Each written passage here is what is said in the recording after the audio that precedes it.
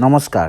আজি তিতাবৰত কৃষক মুক্তি সংগ্ৰাম সমিতিয়ে কৃষকে উচিত মূল্যত ধানৰ দাম নোপোৱাৰ বাবে তিতাবৰৰ সমজিলা আয়ুক্তক এখন স্মাৰকপত্ৰ দিয়ে। তেওঁলোকে কয় যে যিহেতু চৰকাৰে যিটো নিৰ্ধাৰণ কৰা দাম ২৩০০ টকাৰ বিপৰীতে দোকানীসকলে ১৭-১৮০০ টকা দামতহে ক্ৰয় কৰিছে।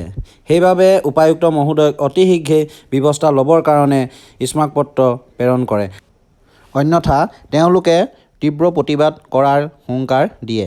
আমি আজি কৃষক মুক্তি সংগ্ৰামী তিতাবৰ মহকুমা সমিতিয়ে তিতাবৰ খেতিয়কৰ যি ধান বিকিবৰ কাৰণে যি সমস্যা হৈছে, সমস্যা মানে কি হৈছে, আমি উচিত দাম পোৱা নাই কৃষকে।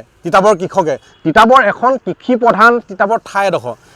এইডোখৰত যদি ধান যদি উচিত মূল্যত যদি বিকিব নোৱাৰে, খেতিয়কে পাছৰবাৰ খেতি কৰিবৰ কাৰণে চিন্তা কৰিবলগীয়া হয়।